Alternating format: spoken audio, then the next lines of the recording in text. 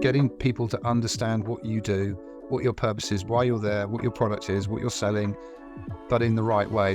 Wherever there's a group of people forming, I want to be in it to identify them, engage them, and then recruit from that pool. And it's as simple as that. Let's go do some fantastic work on TikTok. Let's pump some money in and do some really cool stuff. But if your sales professionals are not on TikTok looking at that, you've just wasted that money.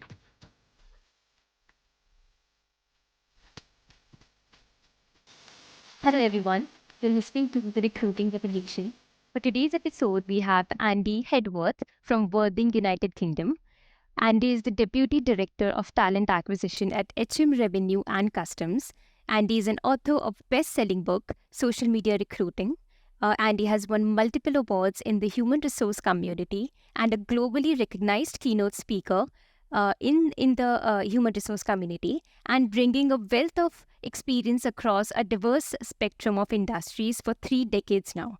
Welcome, Andy, and thank you for joining us on the podcast today. Hi, Nidhi. Hopefully you're having a good day. Thank you for having me today. Yeah. Andy, before we jump into the specific things of recruitment, we'll love to know a little about your journey so far in this industry. Yeah, absolutely no problem. As you say, been in it a long time, 3 decades now, which is quite scary.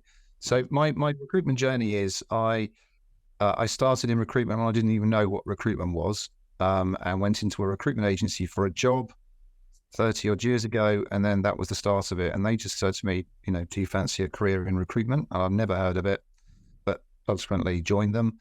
And then for a number of years worked in the recruitment agency side. I covered all areas from contract, permanent, and executive search over a number of years. And then the first transition for me was back in 1999, when a lot of the recruitment I was doing at the time was phones, it was recruitment boxes, it was cards. Computers didn't really come into it. But in 1999, with the advent of the internet and technology, I made a conscious decision to join an organization where I would work doing internet recruitment, as it was called then.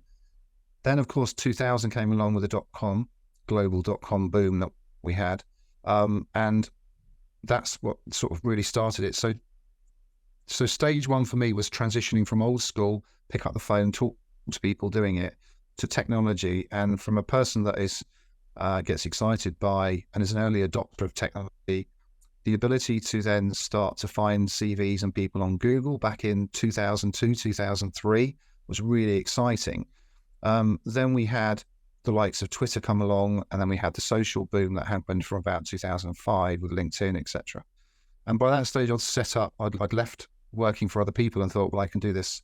I'd love to do this myself. So I set up my own company, and for a number of years then embraced the power of social, the power of technology, always looking for some ways of how we can do things better, more productively, do things differently around recruitment, finding people, engaging them, sourcing them, whatever it may be.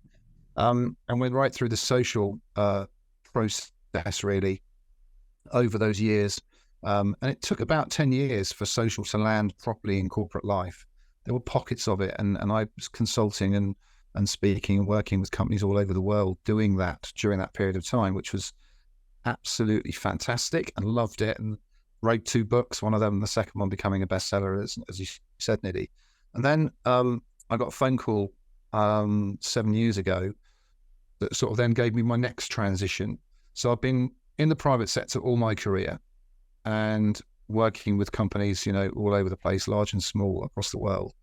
And then HMRC Revenue Customs, which is the tax authority in the UK and part of the civil service in the UK. Someone there approached me and said, we've got a problem, can you come and help? And at that point, I've never, ever considered the public sector, just because I never have.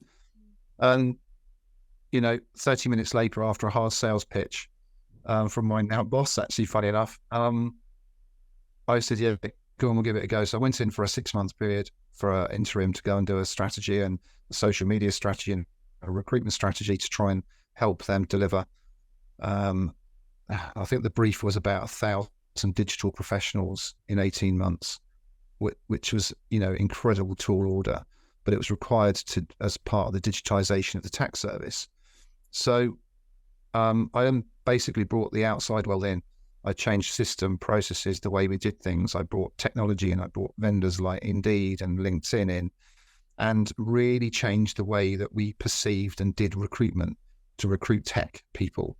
Brought in external recruiters, formed an in-house team, and at the end of that first year that we were going, we'd recruited 550 digital people. We're talking about architects, developers, so very not easy to find people. First time it ever been done in this. I've never seen anyone do this, and the scale we delivered and the pace was unheard of. So that was in the IT department, and because of what happened there, then the chief people officer for the whole of HMR Revenue and Customs said, well, if you can do it in the IT section, please come along and do it for the whole of the organization. So 5,000 in the IT side, 65,000 employees in the main organization. And then that was sort of the next sort of area of transformation. So then did the same thing, really, just but on a bigger scale, looked at the systems, how we did things, just implemented a whole raft of ways of recruiting and changing behaviors, changing culture, changing systems, expanding what we did, again, bringing the outside world in, trying different. We did a lot on diversity, for example. So we tried a whole range of diversity job boards and methods and tools to make sure that we were doing that. And then that's now iterated to, after 5 years of that and successfully doing that, I've now moved on to the talent acquisition function now, where I'm responsible for setting and delivering the strategy to ensure that we as an organization have the skills that we need in all our locations across the UK for the next 3, 5, 7 years. And the one thing that's come along in the last 12 months, which was totally out of the blue, which is fantastic, which is AI. So of course, the likes of ChatGPT, Bard, Bing, Perplexity, etc., now has just, and we are, as I said earlier, early adopter and embracer of technology for recruitment. So all over the concept of how we can, as an organization, use AI to do recruitment better and link it all together. So there you are. That's where I am today. Got it. That is great. When you talk about social media recruiting, so was there something that impacted you to write this book, or was there an instance where you, this is important, like social media recruitment is important? It was to be honest, it was a combination of a number of years. I was doing it from literally the start when social media came in, and was one of the people to drive it for recruiting. So, I started blogging really earlier, back in 2005, I think 2006. And Sarona Consulting was the company at the time, and we just started writing a blog. So to answer your question, I thought I need to share this with people. So if I found a tool, if I found a way of doing something with Twitter or Facebook or whatever it was at the time, it was like, I need to share this. So I just write a blog post, and I was writing 5, 6 blogs a week. And before I know it, I had a blog that was running, hundreds and hundreds of posts with subscribers coming around the world. And it was the demand for people wanting to understand how to do it and wanting to know more about it, and thinking everyone talks about social. Even today, they do it and do it poorly, but they don't know how to take a social product and use it in the construct of a recruitment environment, and how to engage candidates, how to use it to source. So a publisher came along actually and asked me, they're in a business publisher, and they said, look, we've done our homework. We want a book in this space. Can you write it? That was 5 years ago, and it's still, it's still out there, and I still keep getting asked by the publisher to go back and do a second one, but I just haven't got the time to do it again. Not that one. So really, it was the demand, I guess the recruitment industry, the demand for hunger for wanting more, and the demand for understanding how to use it, which is what the publisher sort of identified, and I did it. So, but very much in a practical way, and I think everything I do is, you can do social, you can do AI, but there has to be an output, and there has to be a way of measuring it and actually doing things with it practically, rather than just reading about it. There has to be an output. So, is that also, I don't know. Yeah. So, Andy, back then, like, what was the scale of social media recruitment? I don't know, like today it's a whole bigger deal. I don't know about back then, what was it? Well, it was a start. So I mean, so we had LinkedIn. I think was 2005. It started in the UK anyway. Obviously, in America it was the year before. I don't know, in other parts of the world. And we had Google was about. I'm trying to think. I was Googling for CVs back in about 2003. It was when Twitter came along. Facebook was just before it, but when Twitter came along, that was the thing in about 2007, I think. And that was the bit that got the attention, and it was still quite small. I mean, you still, I don't know the numbers. I mean, you'd have to look up a growth chart, but it was still relatively new for about 3 or 4 years. Everyone was talking about it, but no one was doing it. And as I said, it took about probably 8 to 10 years to land in corporate world, in corporate recruitment teams as being a standard. It's a normal tool now. You wouldn't. I mean, we're different age demographic. If you started a job now, it's just part of the day job, isn't it? It's in the team. Back then, we had to force it into the team. We had to go, no, it's not email. It's not. It's a new tool, and look how cool it is, and look what you can do with it. And it was the reticence. There was a strong reticence from organisations to say, no, we'll come back to it in a few years' time. And so, but now it's just an accepted part of the world, and Elon Musk has got his hands on it, and of course now it's X. But then it was, and that was the tool really that probably drove the excitement that we would probably think we've got now with AI, but not even on a comparable scale. Yeah, got it. When we talk about social media recruitment, it literally goes beyond just using it for, posting jobs and connecting with passive candidates. Can you tell us more about how, what is the role of social media in organizations' recruitment strategy? It can play many different parts. I mean, the first thing is, I say to everyone, just because it's there doesn't mean you've got to use it. That's the first thing. So it's homework, I'm afraid, for people when they want to do this. They think, oh, we'll go on TikTok and we'll do a video. We'll go on Snapchat, if anyone uses Snapchat anymore. But the first thing is to understand audiences, to understand the demographic of who you're recruiting and where they are, on what platforms, and then that's the base level. Because if you don't do that piece of homework first as part of your strategy, so if you're recruiting, I don't know, let's pick a subject matter. If you're recruiting sales professionals, let's do a couple of different examples, then where do sales professionals go online to engage with people? What do they do and where do they go? Because there's no point going to a platform thinking it's cool and you have someone that, oh, let's go and use TikTok. We can do I hear this a lot. Let's go do some fantastic work on TikTok. Let's pump some money in and do some really cool stuff. But if your sales professionals are not on TikTok looking at that, you've just wasted that money. So you do stage one is do your homework. Find out, understand what your demographic is that you're recruiting for. Do some homework and find out where they are. That isn't hard to do by just going on the platforms. And that's stage one, is really understanding that. And then it's like, okay, so if we know they're all on certain platforms have, this has all evolved over the last sort of number of years, but the certain platforms have different ways of working and different ways of responding. And this is how they mature. And Twitter is not as Twitter it was 10 years ago. It's totally different. So engaging people on there is a different way of doing it. As with Facebook, as I was told the other day, makes me.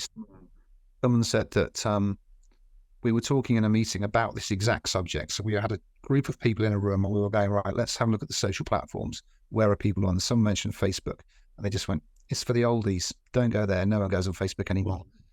You could probably, you're a lot younger than me. You could probably relate to this. But they said, no, Facebook's not there. It's either Instagram or YouTube or it's TikTok or whatever it is. So that's where we need to go. So the first thing is understand what your demographic is. Really do that homework well. Then understanding your recruitment process. How do you engage with an audience? Do you do sales and marketing? Do you do social marketing? Do you do emails? You should do all of them. Do you do direct calls with recruiters? So if you're looking from an engagement point of view to put a brand out, put your EVP out there and what you're doing and put yourself into the marketplace, then, use the channels where people are. So it's definitely used for outreach, for marketing, for building a brand, for, selling products, etc., and selling the brand. as a recruiter, how I started using it, and I still do it to this day, I use it for sourcing, and I use it to go and find people. So the way I came about the social platforms, now when I looked at it back in just after the dot-com boom, it was wherever there's a group of people forming, I want to be in it to identify them, engage them, and then recruit from that pool. And it's as simple as that. Whether the pool was on Google, whether it was on LinkedIn, whether it was on Twitter, or I'm trying to think of the other ones, whether Google Plus, for example, was one of the best platforms ever for recruitment, but they binned it. Wherever it was, we'd go to that pool with, you'd assimilate yourself to that particular platform. You'd understand how it works, get a great profile, build a following with in different ways, and then engage with an audience. And that's no different to today. That's exactly the same, because if, there are people who are a lot more skeptical now. And just when someone, if a recruiter pops up on a social media platform and starts sending you messages, then there's, it gets a bit spooky, and in some countries becomes illegal for a start. And now you just don't trust them. There's a massive difference in trust now than it was 10 years ago, because of all the challenges of social and all the problems that have gone with it. So, you have to earn the respect and trust of people if you're going to engage them. And LinkedIn's probably the best platform as an example, isn't it? You need a profile, you need a following, you need people to see what you've done. Yeah. If you go onto LinkedIn and you don't have a profile, you don't put a picture up, and you've just got a basic thing, we've all had the connections, and you just look at the connection comes through and says, can I talk to you? And this thing, you're not real, you're a bot, or you're really not being serious with me, so I'm not going to trust you. And that's the difference, I think, nowadays. So to answer your question, right, so outreach, social media, marketing, branding, EVP, goes without saying, it's a fantastic tool to do, and it's the great thing to do. Sourcing is fantastic as well. Harder than it was, but great to engage people on all platforms. The one I think for me that's changed, that wasn't around in the format it's in now 10 years ago, is WhatsApp. I think WhatsApp now, and probably in China and Asia, WeChat as well, but WhatsApp has become a very, very powerful tool because of the groups. And I think the difference I found is, and go hunting for WhatsApp groups, get into the groups, and they are fantastic. They're usually incredibly supportive. They are the wealth of people in there engaging, and this really good way of engaging people. And the other one similar to that, I suppose another social version, is Reddit. Reddit and subreddit is a place I would never have gone earlier on. So I'm still learning where to find people, and those have become really powerful communities. And getting into a community and being part of a community, so you've got to give something to get something back. But once you're in there, referrals, sourcing, learning, absolutely fantastic. And as a recruiter, if I was doing that nowadays, then I'd be making sure I find the communities to go and play with and engage them and spend time, invest time in being in those communities. Yeah, got it. You talked about like the importance of having presence on social media. So, it is really important for a company also to have a great social media presence, as like, what if a small startup does not have that recognition of the brand? Like, can these startups still leverage social media to draw, potential candidates? 100%. They might have to pay for it to start with. They might be paid social to get a brand out there. But it's never easier than it is nowadays to put a brand in front of people and to build a brand very quickly. If you've got some money to invest as a startup, and you probably will as a startup maybe, to have a little bit of cash, is build that brand, get the purpose correct. It's all about getting people to understand what you do, what your purpose is, why you're there, what your product is, what you're selling, but in the right way. And use the use of video nowadays is very prevalent in this on those websites. And then it's a question of putting yourself out there, and silly things like hashtags are so important, aren't they, nowadays? Whether you're looking for something on Instagram to buy or whether you're a company, because it gives you a great way to go and follow the people who are talking about what you're talking about. It's never been easy to find people. And then, the paid social piece, to pay to have your adverts on Instagram, X or Twitter or Facebook or YouTube, to get the brand out there is a good way, and you can do it really quickly. So if someone wants to do it by paid, If not, it's a bit harder because you've obviously got to reach out to loads of people and engage them. You've got to have really engaging content that makes them want to come there. And if I was doing it again now, and I may well be again in the near future, as a startup and as a small business, the place I go to now will be YouTube. YouTube is still, I mean, it's the second biggest search engine in the world for a start. And it's still the one that's just going vertical on the climbing. It's still growing rapidly. And so the eyeballs that are going on it and, investing some really good, cool videos about what you're doing.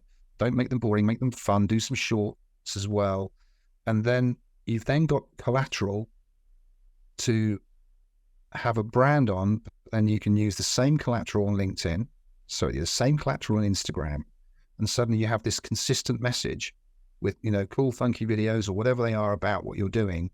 And obviously then you share that across other sectors. But if I was doing it now, I'd start with, the video content because that's what people are watching, and then syndicate that video content and link back to that and grow it. And of course, the way that the way that YouTube and others grow is that as soon as that snowball starts rolling down the hill, it gathers size quite quickly and can go very fast. So if you get the videos right and the message right, that's how I do it these days. I'm doing it differently because I think you can't just do it on Twitter and X anymore because there's just so much of it out there. Yeah, got it. On the other hand, everything which can be automated should be automated. So, recruiters can spend their majority of time on candidates and hiring managers. Do you think that social media, reaching out to the candidates, might not be a priority for some employers or recruiters? Directly, DMing them and, asking the passive candidates if they are looking for a job. This is what, social media recruitment is what recruiters think that this is. Yeah. But yeah, so I agree with you. So I'm not sure on your question. If the question is, should you be automating it to a point? Yes. But is that what is it saying? So you can use it to automate it. I think the addition of AI now with social, this is the game changer. This is the next, for me, you talked about revolution in the name of the podcast. So apologies for the pun, but this is the third revolution we're in now. Number one was the internet. We went online with the internet. That was back in, 99. Then we had the social revolution. That was number two. Now we're in number three, which is AI, and it's going to transform everything. But put AI and social together, oh my word, what a powerful force that is, because you can get some really clever automation going with the backing of AI, with the ability to construct messaging, streams of messaging that are all linked together, and engage candidates like you've never been able to engage them before. Now, time will tell whether they take that and whether they receive those messages when they know it's not, like you or me sending it by clicking on a keyboard, for example. But I think now that, that's just literally added an accelerant to the whole social media. And now I think it's just so powerful to put the two together. And as you say, automate as much as you can, but automate it in a clever way. And you can now automate it in such different ways than you could before, using the myriad of AI tools. And I'm sure every startup and every small organization should be looking at how they can bring tools together and join things up. And then that's the power of what it can do. Very clever. Got it. Also, can you tell us how are you using AI in recruitment or in generally, in your day-to-day? Well, every day to start, every single day I'm on it for a start. So how I use it, I use ChatGPT, Bard, Bing, Perplexity, and Claude. So Claude, well, those are the four: Claude, Perplexity, Bard, and ChatGPT. I pay for ChatGPT Plus, just to, that's the one that's $20 a month. And then, so every day I'm on it and I'm using it more. So it's my default. So instead of going to Google so much now, I go to AI for the search because it can search online. So I use Bard for that type of thing, because what happens then, you get an answer, but that you get the AI back on it as well, which gives some context. In terms of recruiting, we absolutely use it for content generation. We use it to help us write content. We use it to help us write, in my recruitment team, to write outreach engagement to candidates, for example, on LinkedIn. So simple example, if I wanted to reach out to you, I saw your profile on LinkedIn, that's right, I need to talk to you. I need to talk to you about a role I've got. It's fantastic. I would find a job spec, have a look at your LinkedIn profile, put the two together in, whichever tool I'm using, ChatGPT, ask for a very engaging outreach email to you. In 20 seconds, it's produced it, which personalizes the job to your background, to you, and to what you're looking for. So there's a simple example. And I know LinkedIn they've got this built in from next year. This is something they're doing themselves in their tool. So we use that anyway. We use it to help us write emails, job descriptions, job adverts. We're using it to do some outreach for sourcing as well. So a great sourcing tool is to start identifying pools of job titles, hashtags, job descriptions, and then bringing that together as a pool of different types of talent you might want to source for a role. So you just input a job description. So, right, I'm looking to recruit people for this role. Can you recommend organizations or job titles or that we can approach? And then you ask it for the follow-up of, right, how do I approach them? So it helps you write the content to approach them. So it's really down to the individual thought process of a recruiter and looking at every single thing they do. Could that be aided by asking some prompts and questions to ChatGPT, for example? And 99% of the time, the answer is yes. It still won't take it away from picking the phone up and saying, "Hi, I've got a job. You're interested?" And that's still very an essential part. But the initial outreach and all that engagement, every aspect of it now.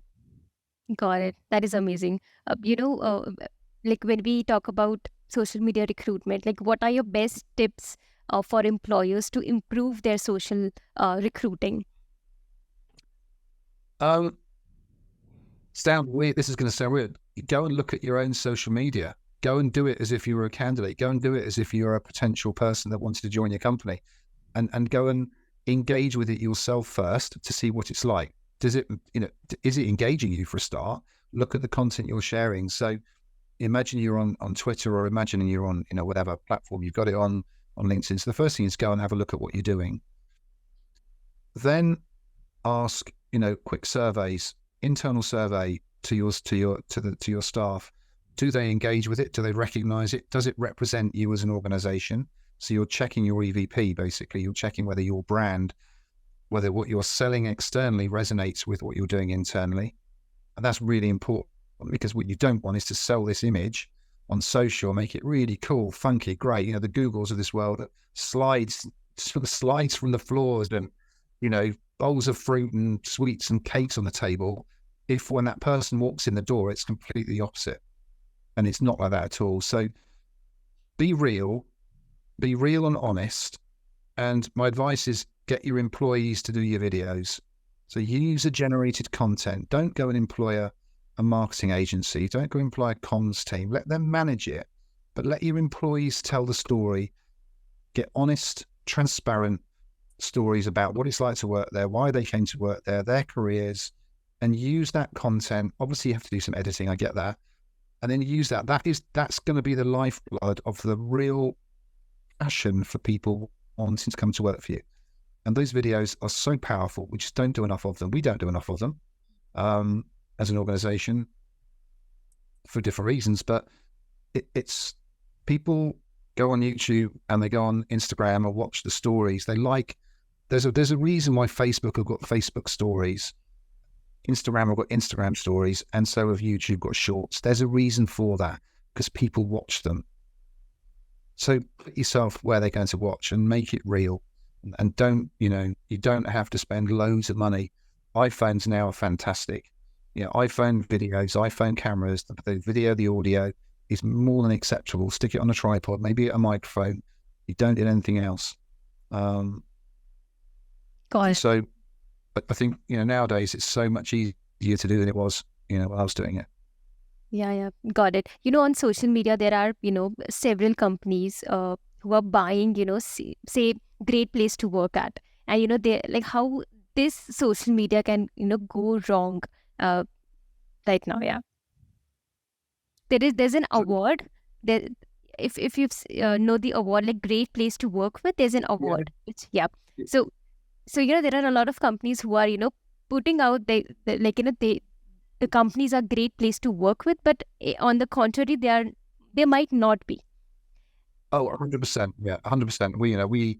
That's one of our strategic objectives, is having a great place to work. As an organization with 65,000 people, and that is never going to be easy, but that's one of our key objectives for our main business. But you're right, and it's being honest in this day, and there's too much that so you could say that AI is going to make this more difficult because of the ability to create imagery that's not real and people that's not real.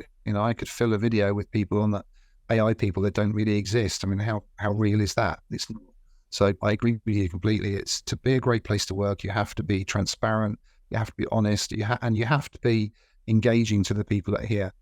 And if your current employees don't tell the story like that, then you've got a real problem.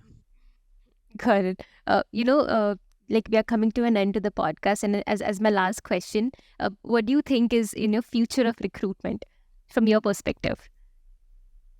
Well, I've said it really. AI, AI is the way we're going to get forward. It's going to radically change things much faster. I said earlier, social media came along. It took 10 years to embed in corporate culture. AI is probably going to take 2 to 3 probably for people to accept it, even less. It hasn't even been here a year. Not, it's November is the first, coming up to the first anniversary of it. Yeah. And the difference is made already. So I think AI and how people use it, understand it, and then integrate that into everything they're doing, and be brave. Because what I say to everyone, we as organizations want to use it. Candidates are already using it to do job applications and to help them understand how to find better companies. So if the organizations themselves don't embrace it, there's going to be a little disconnect. So that's the future. Yeah, that is amazing. So, thank you so much for your time on this episode, Andy. It was such a pleasure having you on the show. No, thank you very much. Appreciate it. I loved it. Thank you, Andy.